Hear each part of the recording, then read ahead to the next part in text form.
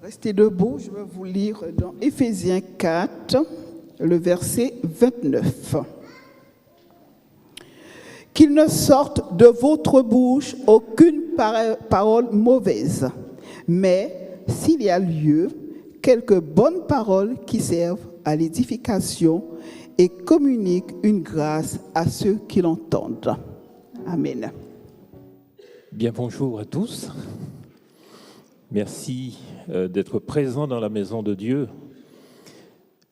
En ce matin, c'est une journée spéciale qui vous est proposée. Vous avez certainement reçu une petite carte à l'accueil avec un verset biblique, avec une photo de l'automne, avec les couleurs de l'automne, qui marque un peu cette journée de lutte contre les abus de toutes sortes. Vous avez bravé les manifestations, les gilets jaunes aujourd'hui pour venir jusqu'ici. Moi, j'en ai pas vu sur mon trajet, mais je pense que certains ont dû renoncer. J'ai eu un message ce matin d'une personne qui a dû renoncer puisque l'autoroute A6 est bloquée. Et certains sont restés donc sur le net pour nous suivre. Nous les saluons aussi, nos amis qui sont connectés, pour ce message de ce matin. Permettez-moi donc de vous saluer fraternellement en Jésus-Christ. En ce jour de sabbat, and it now, mettre fin à cela maintenant. C'est un thème que prône le département du MIFEM, ministère auprès des femmes, pour lutter contre toutes sortes d'abus. Donc l'Église adventiste du 7e jour réunie à l'échelle mondiale en ce mois de novembre pour sensibiliser le public, les membres d'Église, contre l'abus et la violence sous toutes ses formes. Pourquoi ce sabbat est très important? Et vous avez bien fait de venir ce matin et être connectés. Pourquoi c'est si important? Deux bonnes raisons. Il y en a beaucoup d'autres, mais je vais vous en citer deux ce matin. La première, c'est que, à cause de cette violence et de ces abus, beaucoup d'enfants de Dieu souffrent et meurent des conséquences néfastes ou fatales sur leur santé et leur bien-être. Au cours des 15 premières années du XXIe siècle, de 2000 à 2015, environ 6 millions de personnes ont été tuées dans le monde lors d'actes de violence relationnelle. Violence entre personnes qui sont en relation, dans un couple, dans le milieu professionnel, etc. La violence relationnelle non fatale est plus fréquente que l'homicide et a de graves répercussions sur la santé à long terme et sur la société. Le traumatisme des rescapés de la violence relationnelle peuvent ne pas être visibles.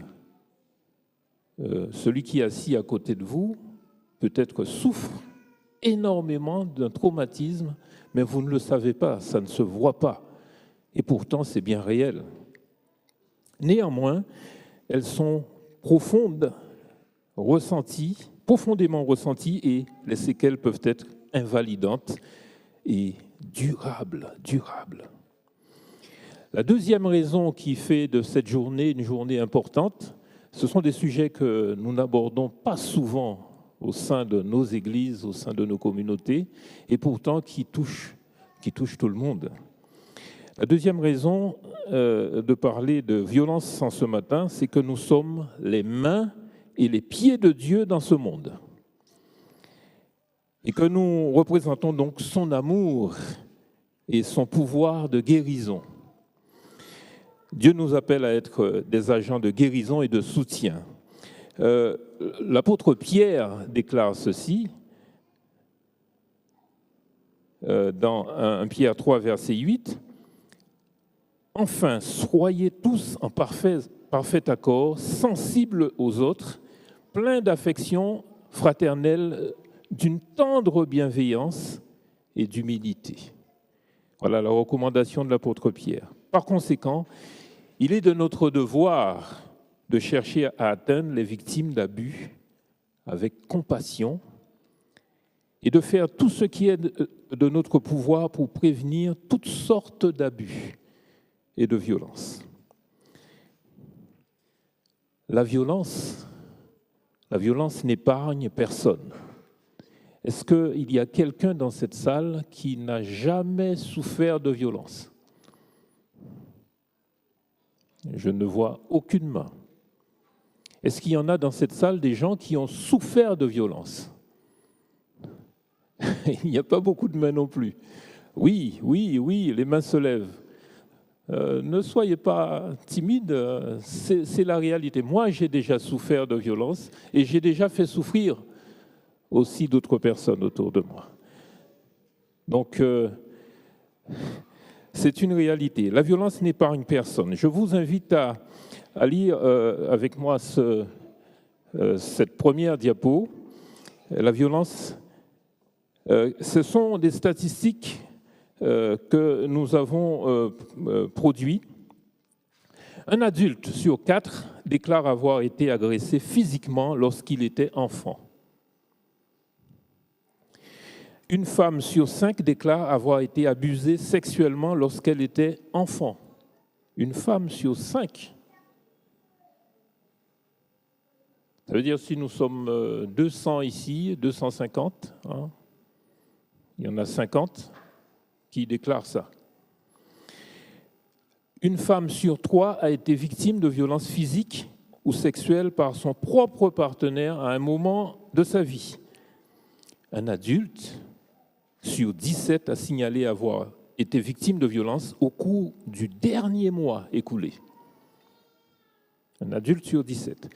Et enfin, les taux de risque de viol, de violence physique et de harcèlement à vie sont plus élevés chez les femmes que chez les hommes. Voilà, ce sont les statistiques qui sont, vous pouvez les retrouver sur Internet ou ailleurs, qui sont réelles. Ce ne sont pas des inventions. Une forme d'abus dont on parle moins souvent et qui est souvent minimisée est l'abus psychologique. Et c'est sur cette forme d'abus que nous allons nous concentrer ce matin. Quelqu'un peut dire, mais il ne me frappe jamais. Est-ce que son comportement est vraiment abusif? Ou bien, elle ne me frappe jamais. Est-ce que son comportement est vraiment abusif? Eh bien oui, c'est souvent le cas. C'est plus souvent qu'on ne le pense. Il n'y a pas besoin d'avoir des coups pour que le comportement soit abusif. L'abus psychologique est réel, il laisse des séquelles durables. Les cicatrices d'abus psychologiques ne sont pas nécessairement visibles, mais tardent à s'estomper. L'abus psychologique peut détruire la confiance en soi et entraîner la honte et une faible estime de soi. Beaucoup d'entre vous ont hésité à lever la main tout à l'heure. Et pourtant. Ce sabbat, nous nous concentrons sur donc l'abus psychologique. La forme la plus courante sous laquelle s'exerce l'abus psychologique, c'est la violence verbale. Et dans les abus psychologiques, concentrons-nous sur ce thème précis de la violence verbale. Vous avez entendu le texte qui a été lu par Paulette tout à l'heure et qui est affiché ici derrière moi, qu'aucune parole mauvaise ne sorte de votre bouche. Dites seulement des paroles utiles qui répondent à un besoin et encouragent autrui pour faire ainsi du bien à ceux qui vous entendent. N'hésitez pas à promener vos regards sur les textes tout en gardant la concentration sur ce que je vous dis. L'histoire de Marie. Nous avons eu une magnifique histoire tout à l'heure contée par Janine aux enfants. Je vais vous en conter une autre sur la violence verbale. L'histoire de Marie, c'est une histoire qui se passe au sein d'un couple. Marie savait qu'elle devait parler à son mari Jean, mais elle devait rassembler tout son courage pour le faire. Finalement, elle lui a fait part de son désir de retourner à l'école pour poursuivre ses études. Aïe, aïe, aïe. Quelle idée d'envisager une chose pareille, a hurlé Jean. Tu as raté les derniers cours que tu as suivis. Tu n'es évidemment pas capable d'y arriver cette fois. Tu es stupide, tu ne finiras jamais cette formation et nous ne gaspillerons pas notre argent là-dedans.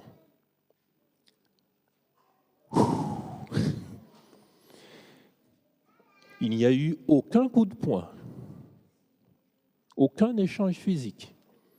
Mais est-ce qu'il y a eu abus ici? Est-ce qu'il y a abus psychologique ici? Vous réfléchissez? Oui, bien sûr, oui, bien sûr. Ce qui est triste, c'est que des conjoints comme Marie peuvent ne pas réaliser qu'ils vivent une relation abusive. Ils ne savent pas comment y remédier. Vous avez remarqué que Marie hésitait à en parler à son partenaire, parce qu'il y a eu déjà des précédents. Elle sait que ça risque de dégénérer. Et donc la pression psychologique est déjà présente dans ce couple. Et vous, dites-moi, auriez-vous reconnu un abus psychologique dans ce dialogue? Peut-être que vous en vivez. L'auriez-vous reconnu? Ou bien ça rentre dans les habitudes, tout simplement? À ce stade, nous devons préciser que, bien que les taux d'abus sexuels et physiques sont plus élevés chez les femmes, nous l'avons dit tout à l'heure, les recherches menées aux États-Unis révèlent qu'en cas d'abus psychologique, les taux sont similaires dans les deux sexes. C'est-à-dire que les hommes, psychologiquement, abusent des femmes autant que les femmes abusent des hommes. Voilà.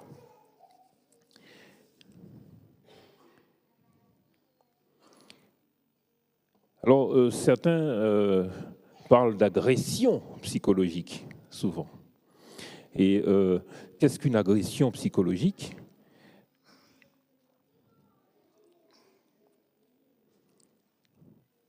Les types d'agressions expressives par la parole, par le verbe, le plus fréquemment rapportés pour les deux sexes sont, premièrement, traiter l'autre de tous les noms. Tu es laid, tu es laide, tu es grosse, tu es gros, tu es fou, stupide. Voilà, ce sont des mots qui sortent comme ça. Ensuite, Satan, par le verbe, à humilier l'autre. Ensuite, à l'insulter, à le ridiculiser. Le type d'agression psychologique le plus commun utilisé envers les hommes et les femmes est le contrôle oppressif. Par exemple, chercher constamment à savoir où se trouve l'autre. Oui, savoir où il se trouve et ce qu'il fait ou ce qu'elle fait à tout moment. Il faut appeler à tout moment pour donner son positionnement. Les différences apparaissent avec les femmes plus souvent tenues de signaler leur déplacement à leur partenaire. Les hommes sont plus souvent insultés. Les hommes sont plus souvent insultés. Ils avouent également avoir vu leur partenaire se mettre dans une colère telle que la situation semblait dangereuse. Je vois des sourires qui se promènent sur les visages. Ce sont des situations que nous avons déjà vécues dans nos couples, dans nos familles.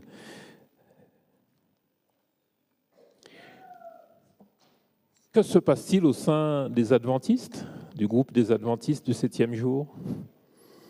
Trouve-t-on de l'abus psychologique chez les adventistes? On peut se poser la question. Ou est-ce que nous sommes exempts de ces choses? Est-ce que ces comportements vous semblent familiers? Oui? Bien oui, me dit une sœur dans la salle, ben oui. Une étude sur les abus psychologiques durant l'enfance a été menée chez 10 283 adventistes du 7e jour en Amérique du Nord.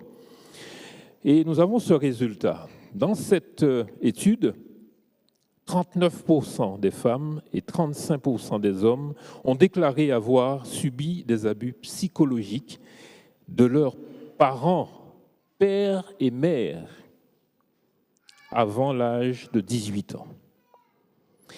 L'exposition à cet abus a eu un impact négatif sur leur santé physique et mentale. Ce résultat, 39 et 35% pour les deux sexes, ce résultat soulève des questions sur les pratiques parentales. Ces pratiques peuvent être préjudiciables sur nos enfants. On rapporte que beaucoup d'adventistes, qui sont des fervents étudiants de la parole de Dieu, utilisent la parole de Dieu pour mettre une pression psychologique sur leur partenaire. Dieu a dit ça, donc tu dois faire ça. Mais on utilise la parole de Dieu pour arriver à ses fins et pas forcément pour amener l'autre à être un disciple de Jésus-Christ.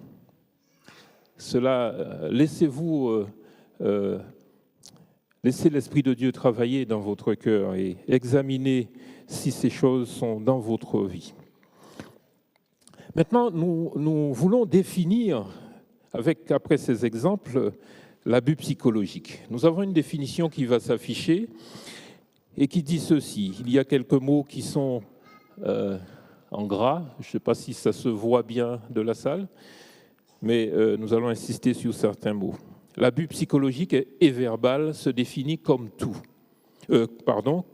traitement qui altère l'identité, la dignité et l'estime de soi de quelqu'un. Alors ici, en gras, j'avais surligné tout traitement qui altère l'identité, la dignité et l'estime de soi de quelqu'un.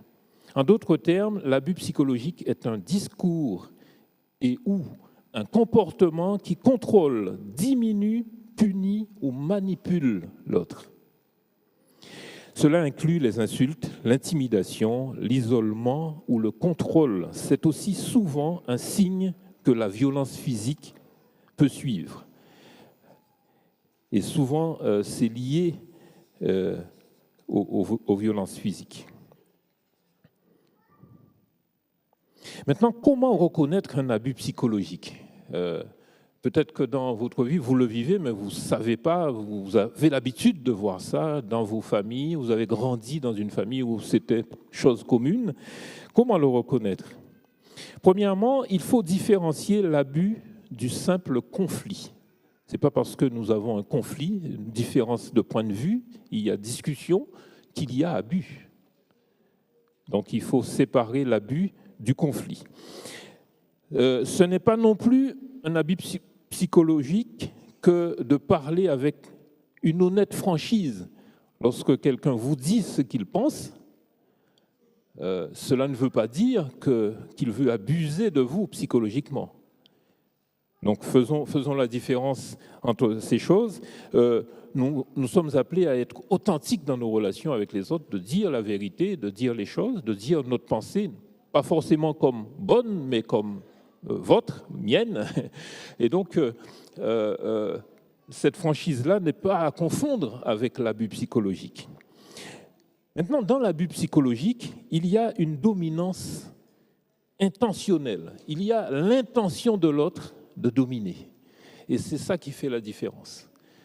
On peut, dans la discussion à bâton rompu, proposer ses arguments, argumenter et écouter l'autre, etc. Mais lorsqu'il y a une intention de dominer l'autre, cela prend une autre tournure. On n'a pas le temps d'écouter souvent. Il y a une dynamique de pouvoir voulue par la personne qui utilise ce comportement pour exercer un pouvoir et contrôler. Il y a vraiment une volonté, une recherche de dominer l'autre. Et enfin, un dernier élément pour reconnaître l'abus psychologique, votre propre comportement peut laisser entrevoir des signes d'abus psychologique. Votre propre comportement. Comment cela peut-il, vous me dites? Avez-vous l'impression de vous excuser constamment du comportement de votre conjoint ou de quelqu'un d'autre? De vous excuser du comportement de quelqu'un d'autre? Ça, c'est un signe. Pensez-vous que vous devez vous adapter pour satisfaire à ces demandes? Dans le milieu professionnel aussi, ça joue. On doit s'adapter au patron, au chef d'équipe qui, même si ça nous gêne, on prend sur soi pour répondre à ces sollicitations. S'excuser alors que cela ne se justifie pas et se blâmer sont des caractéristiques communes chez les conjoints abusés psychologiquement. Vous vous demandez peut-être, est-ce que, et là nous avançons dans la réflexion, est-ce que ma relation avec XY est une relation psychologiquement abusive? Je vous invite à faire un test avec moi. Et il y a une diapo qui va arriver. Oui, voilà. Comment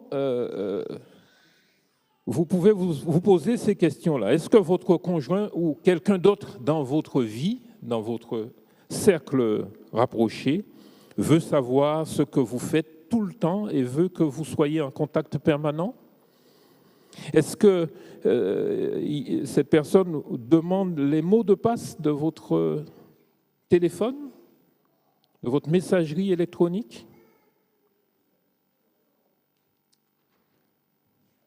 Est-ce qu'il fait preuve de jalousie, notamment en vous accusant constamment de tromperie?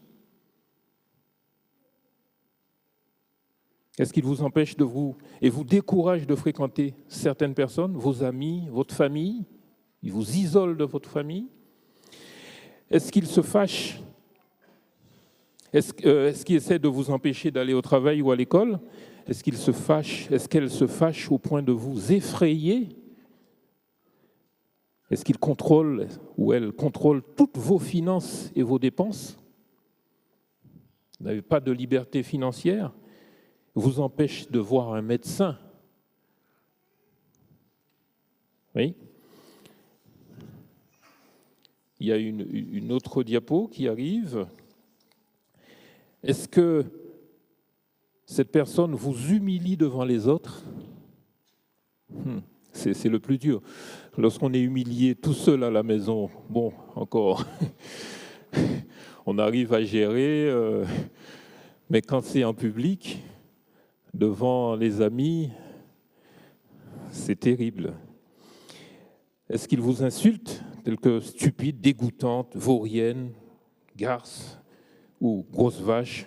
Enfin, ça peut être mis au masculin, hein. La plupart sont au féminin, mais c'est dans les deux sens. Est-ce qu'il menace de vous blesser ou de blesser ceux que vous aimez, en vous, ou vos animaux domestiques, pardon? Est-ce qu'il menace de vous dénoncer aux autorités pour un acte répréhensible? J'appelle si tu lèves le petit doigt. Est-ce qu'il dit par exemple, si je ne peux pas t'avoir, alors personne ne pourra non plus? Alors, cette phrase précède souvent les crimes passionnels. Tu n'iras à personne d'autre. Est-ce qu'il décide de votre place? Vous dit ce que vous devez porter comme vêtements ou ce que vous devez manger. Alors, est-ce que le test est concluant? Vous avez certainement reconnu 1, 2, 3 cas qui correspondent à votre vie, à votre situation. Maintenant, je vais vous donner 5 attitudes à avoir face aux abus psychologiques. Il ne s'agit pas de rester et de constater « Ah oui, je vis une situation psychologique, mais c'est comme ça, je vais attendre la retraite et puis ça va passer peut-être ». Il s'agit de prendre des positions et savoir en sortir de notre situation d'aujourd'hui. Premièrement, comment réagir? Étudier la tactique de celui ou celle qui abuse. Il faut étudier sa tactique parce qu'il a une intention précise de vous détruire. Au-delà des mots, il faut comprendre les intentions de l'autre. Il faut le détecter, ça. Ça, c'est la première étape. Deuxième étape, il faut établir des limites. À un certain moment, il faut dire « stop ». Il faut dire « stop ». Il vaut mieux dire à votre partenaire « arrête de conduire comme ça ou je ne voyagerai plus avec toi ». Il vaut mieux dire ça plutôt que « peux-tu ralentir quand tu conduis ?» Voilà. Une façon de fixer ses limites. Arrête de conduire comme ça, sinon tu vas voyager seul la prochaine fois. D'accord ? Troisième indication, il faut renforcer l'estime et le respect de soi. Parlez à votre conjoint avec respect, mais soyez honnête et vulnérable plutôt que de tout garder à l'intérieur. Il faut parler. Il faut affirmer sa position. Dire qu'on a mal.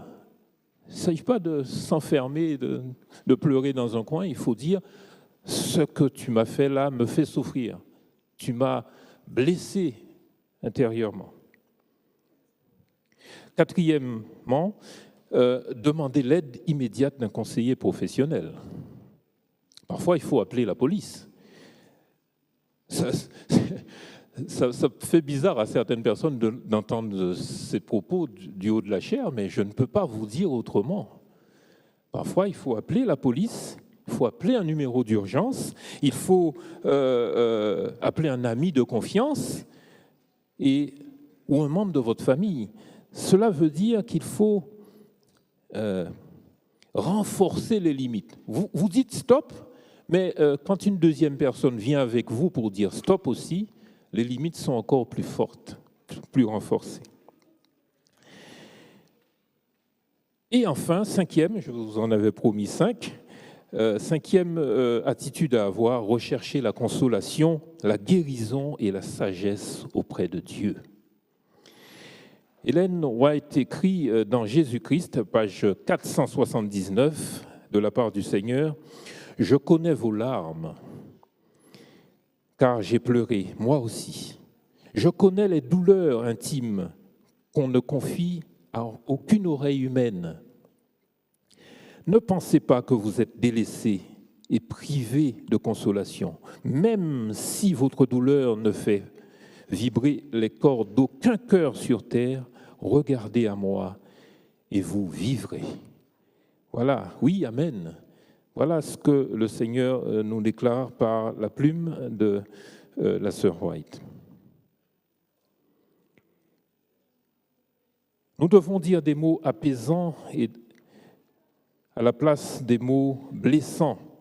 Je demande d'envoyer la diapo suivante. Vous avez ici 4 traductions du texte de base d'aujourd'hui, Éphésiens 4, verset 29. La première traduction est celle de Louis II. C'est celle que nous connaissons le mieux. Qu'il ne sorte de votre bouche aucune parole mauvaise, mais s'il y a lieu, quelques bonnes paroles qui servent à l'édification et communiquent une grâce à ceux qui l'entendent. Alors, sur ma fiche, là, je n'ai pas les couleurs, mais ici, vous avez des mots qui sont mis en relief. Dans la version NBS, Nouvelle Bible Second, qu'il ne sorte de votre bouche aucune parole malsaine, s'il en est besoin, une bonne parole qui soit constructive et communique une grâce à ceux qui l'entendent. Ensuite, nous avons deux autres versions. La Bible en français courant, et écoutez bien ces mots qui sont puissants, qu'aucune parole mauvaise ne sorte de votre bouche. Dites seulement des paroles utiles, qui répondent à un besoin et encouragent autrui, pour faire ainsi du bien à ceux qui vous entendent. Et enfin, la Bible du semeur, ne laissez aucune mauvaise parole franchir vos lèvres. Ayez au contraire des paroles empreintes de bonté, qui aident les autres à grandir dans la foi selon les besoins. Ainsi, elles feront du bien à ceux qui vous entendent. Ces mots, j'aime bien prendre plusieurs versions bibliques pour bien comprendre le message que le Seigneur m'envoie. Et en lisant ces 4 versions, nous avons l'intention de Dieu pour nous, les attentes de notre Dieu pour nous. L'apôtre nous demande d'éviter de prononcer des paroles qui diminuent l'autre, qui manipulent, qui insultent, qui intimident, qui isolent, qui contrôlent l'autre. Nous pouvons nous poser ces questions pour nos relations. C'est un de ces critères, pardon. Est-ce que la parole que je vais dire édifie l'autre? Est-ce qu'elle sanctifie? Est-ce qu'elle répond à un besoin? Apporte-t-elle une bénédiction en pourvoyant à ce besoin? Nos paroles devraient être un cadeau pour autrui. Elles devraient apporter la paix, communiquer la grâce et encourager les autres. Elles devraient être dites avec respect et justesse afin d'édifier, en particulier ceux que nous aimons. Nous étudions en ce moment le livre, le petit livre jaune pour les 40 jours de prière. Implication totale, merci pour le titre. Implication totale. Et dans ce livre, on nous invite à faire des disciples autour de nous. Alors, comment nous pouvons faire des disciples à quelqu'un que nous humilions? De quelqu'un que nous humilions tous les jours? Comment nous pouvons l'aider à être un disciple? Je laisse ça sur votre réflexion. Et enfin, une dernière histoire pour ce matin, l'histoire biblique de Nabal et de sa femme Abigail. Cette histoire illustre un contraste frappant entre les mots qui édifient et guérissent et les mots qui dénigrent et qui blessent. Quel est le contexte? Et nous avons ici 3 jeunes qui vont intervenir dans la lecture d'un passage de cette histoire. Je vous situe le contexte de cette histoire. David est en fuite devant Saül depuis plusieurs années et ils viennent de faire un pacte. Saül est retourné à Jérusalem sur son trône et David dérive encore dans le désert. Il rencontre les bergers de Nabal qui font paître leurs troupeaux et il les accompagne, il les aide, il les protège, ils empêchent aux ennemis d'attaquer ou de dérober les brebis pendant plusieurs semaines.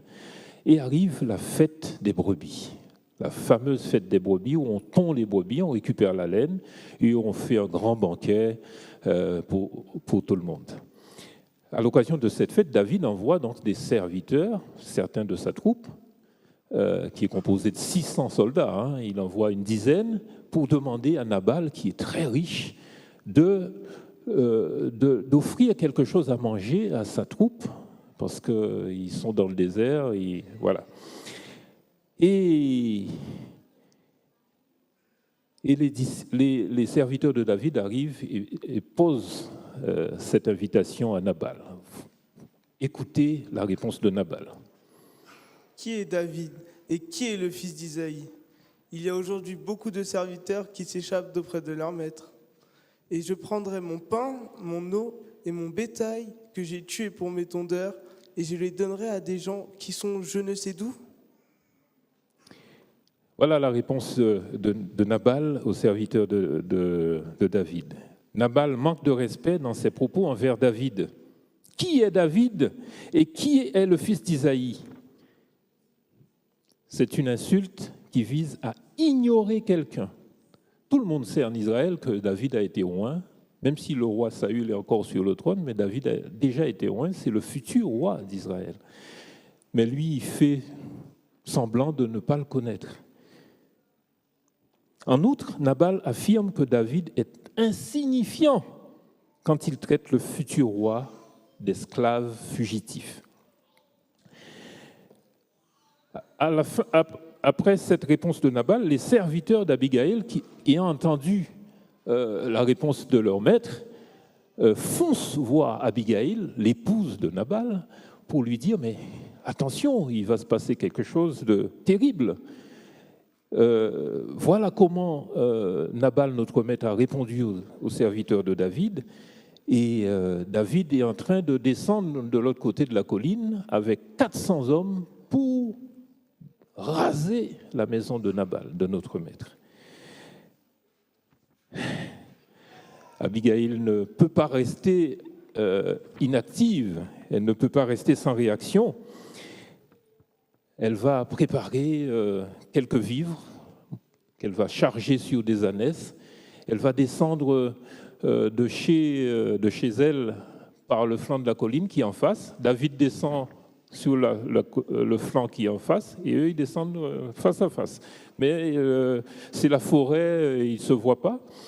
C'est bien de prendre ce chemin-là puisque Nabal ne voit pas le petit groupe partir de chez lui pour aller à la rencontre de David. Et Abigaïl va rencontrer David. Elle a des mots puissants qu'elle va dire à David. Puis, se jetant aux pieds de David, Abigaïl dit ceci. À moi la faute, mon Seigneur. Permets à ta servante de parler à tes oreilles et écoute les paroles de ta servante. Que mon Seigneur ne prenne pas garde à ce méchant homme, à Nabal, car il est comme son nom. Nabal est son nom, il y a chez lui de la folie. Et moi, ta servante, je n'ai pas vu les gens que mon Seigneur a envoyés. Maintenant, mon Seigneur, aussi vrai que l'Éternel est vivant et que ton âme est vivante, c'est l'Éternel qui t'a empêché de répandre le sang et qui a retenu ta main. Que tes ennemis, que ceux qui veulent du mal à mon Seigneur, soient comme Nabal. Accepte ce présent que ta servante apporte à mon Seigneur et qu'il soit distribué aux gens qui marchent à la suite de mon Seigneur. Pardonne, je te prie, la faute de ta servante, car l'Éternel fera à mon Seigneur une maison stable. Pardonne, car mon Seigneur soutient les guerres de l'Éternel, et la méchanceté ne se trouvera jamais en toi. S'il s'élève quelqu'un qui te poursuive et qui en veuille à ta vie, l'âme de mon Seigneur sera liée dans le faisceau des vivants auprès de l'Éternel, ton Dieu, et il lancera au creux de la fronde l'âme de tes ennemis. Lorsque l'Éternel aura fait à mon Seigneur tout le bien qu'il t'a annoncé et qu'il t'aura établi chef sur Israël, mon Seigneur n'aura ni remords ni souffrance de cœur pour avoir répandu le sang inutilement et pour s'être vengé lui-même.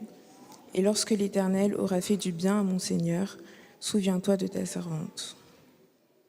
Merci. Remplie de l'Esprit de Dieu, Abigaïl va à la rencontre de David avec des mots de gentillesse et des dons de nourriture. Son don le plus précieux n'est pas la nourriture, mais ses conseils sages. Ses paroles apportent la paix.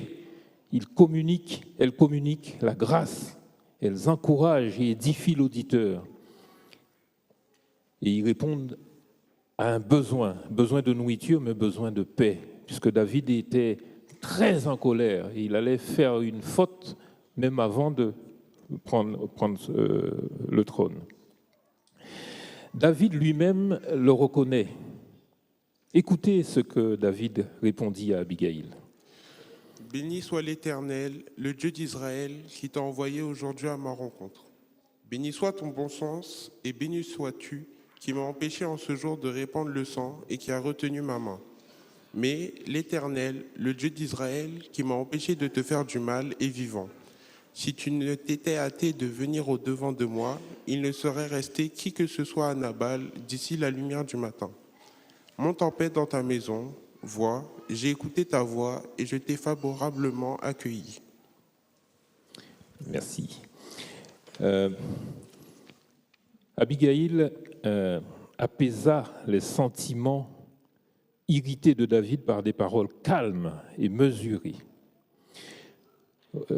Lisons ce texte qui est affiché.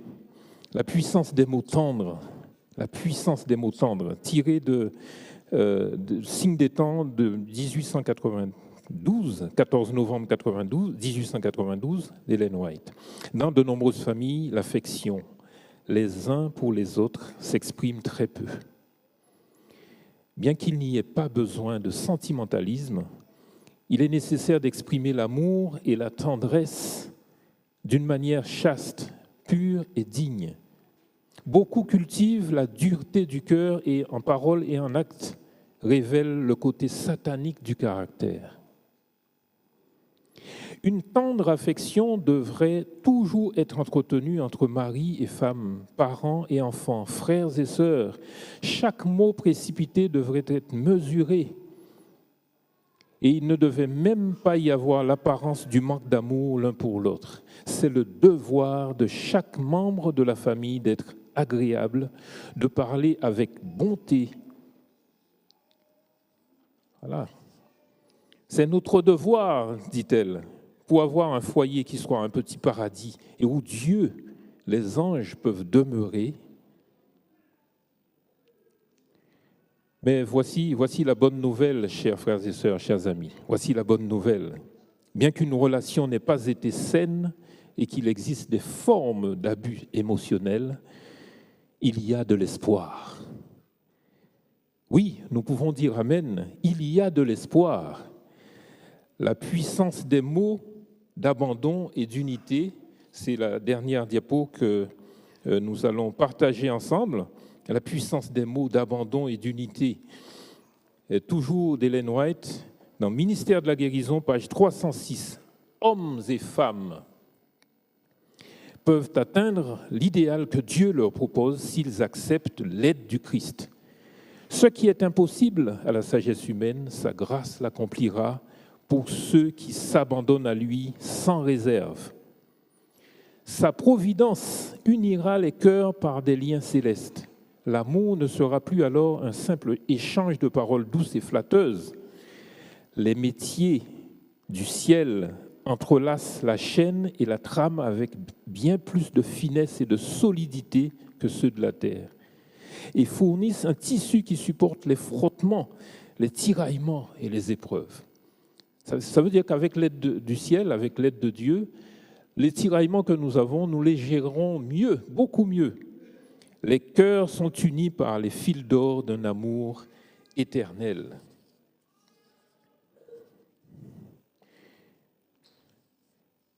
Ne croyez pas, chers amis, et je vais en finir pour ce matin, ne croyez pas, chers amis,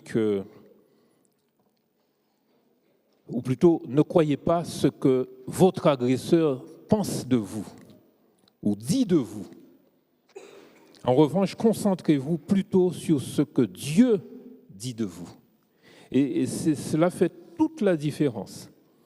Dans Isaïe 43, verset 1er, le prophète nous rapporte ces mots de la part du Seigneur.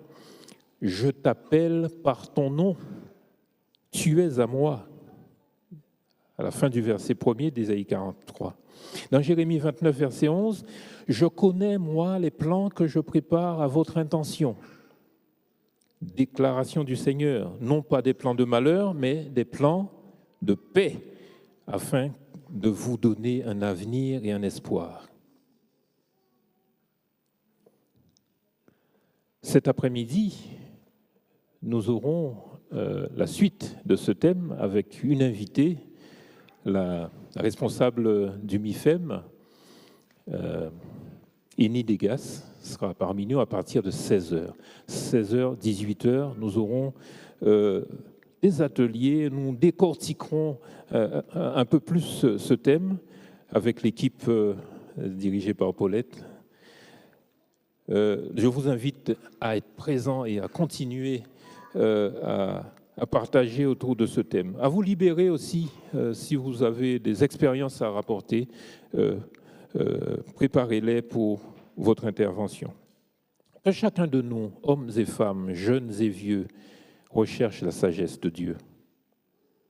Puissons-nous faire comme Abigail et comme David et permettre humblement à Dieu de nous enseigner à tisser des relations avec les autres d'une manière qui lui soit agréable et qui reflète son caractère. Plus important encore, que les paroles de notre bouche et les actions de notre cœur l'honorent alors que nous partageons son amour. Car c'est ainsi que le monde saura que nous sommes de vrais disciples de Jésus-Christ. Qu'il en soit ainsi pour chacun de nous. Amen.